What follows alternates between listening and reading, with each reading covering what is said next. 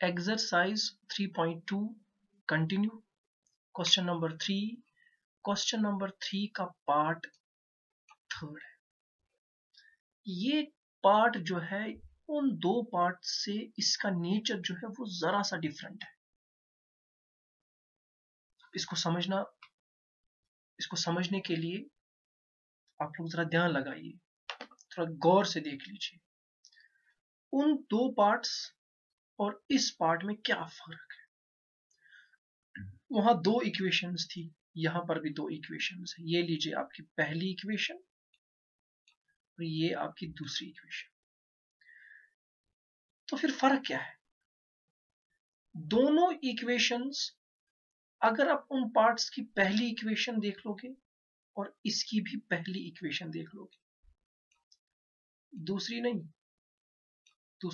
पहली इक्वेशन, तो आपको फर्क नजर आ जाएगा। इस इक्वेशन को आप चेक कर लीजिए और उन इक्वेशंस को चेक कीजिए, फर्क खुद ब खुद नजर आएगी। इस इक्वेशन के अंदर जो कोफिशिएंट्स है x और y के, वो है in the form of p by q, वो है in the form of p by q।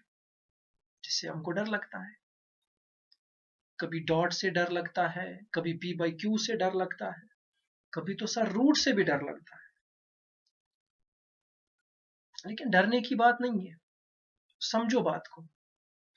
फर्क यह है, वहां पर एक इंटीजर था, लेकिन यहां पर जो है, यहां पर p by q है।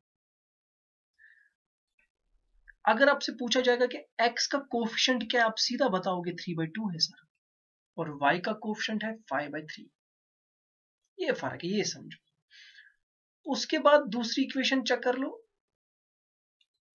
दूसरी इक्वेशन जब आप चेक कर लोगे तो इस इक्वेशन और वो जो पार्ट्स थे उनकी जो दूसरी इक्वेशन कोई फर्क नहीं है, सीधी सादी इक्वेशन है, ये आपको यूं करके आ जाएगी।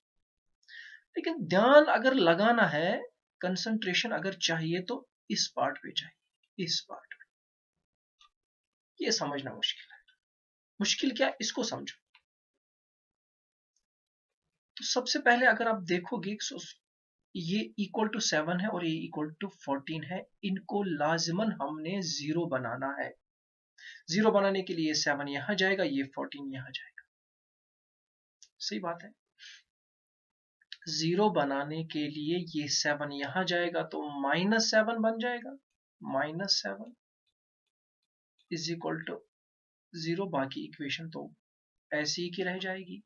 इसी तरह से इस 14 को उठाकर यहां ले जाओ, ये 14 जब यहां ले जाएंगे हम तो ये बनेगा -14 इक्वल टू 0। ये तो पहली इक्वेशन जो है वो तैयार हुई है, 3/2x + 5/3y is equal to 7 नहीं, -7 इज इक्वल टू 0।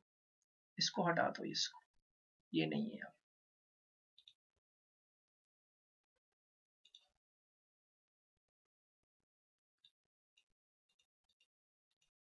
ये इक्वेशन, इसको भी हटा दो।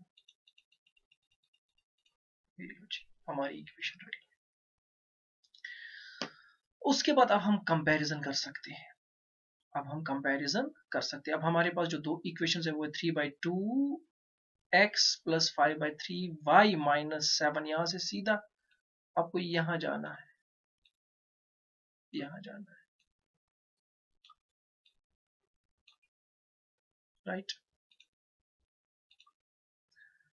Comparing pair of equations with a1x + b1y + c1 is equal to 0 and a2x + b2y + c2 equal to 0। तो इन दो इक्वेशंस को, इस इक्वेशन को और इस इक्वेशन को कंपेयर कर लीजिए general form of poly TV के साथ, जो कि अब दिया हुआ है।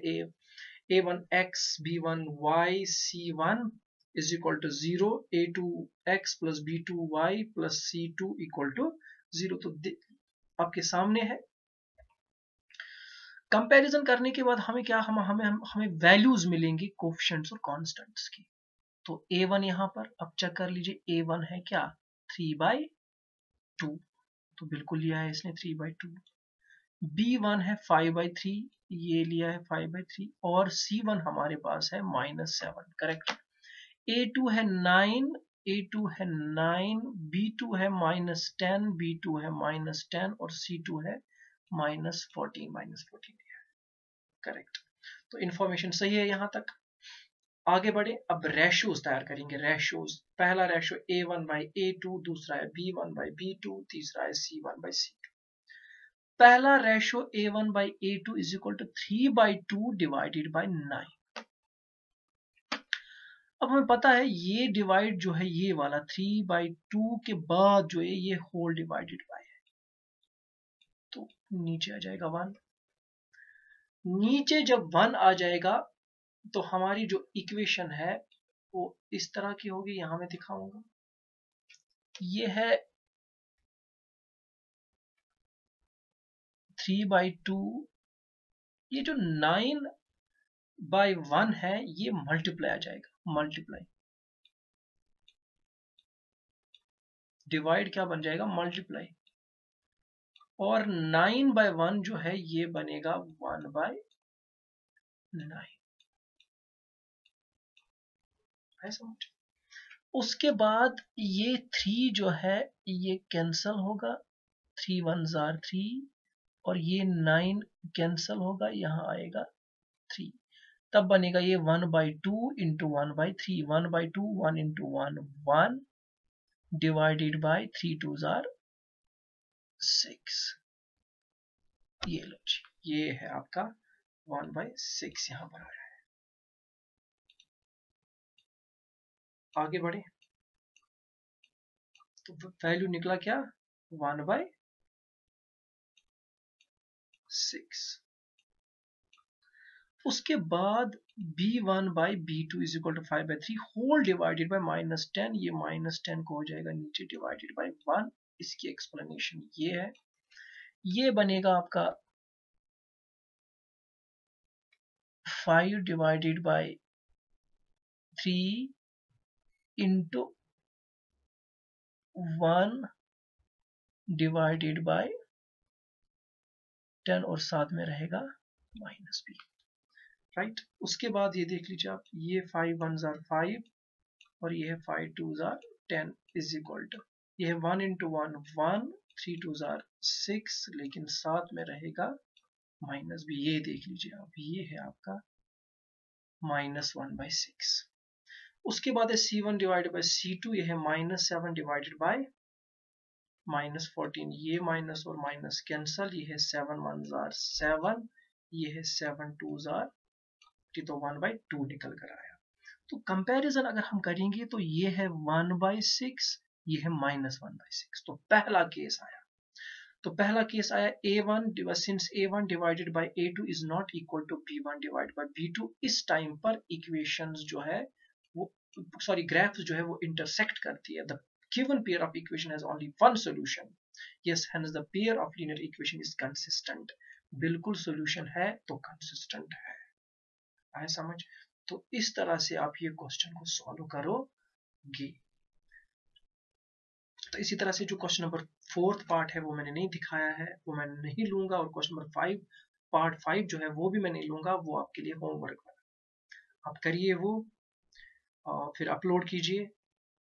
आपके पास यूट्यूब चैनल जो है वहां पर कमेंट बॉक्स में आप कमेंट लिखिए, क्वेश्चंस पूछिए, और अगर कुछ चीज अपलोड करनी हो तो वहां पर भी आप अपलोड कर सकते। तो बाकी इन टच रहिए, रेगुलरली मैं कोशिश करता हूँ वीडियोस अपलोड करने की।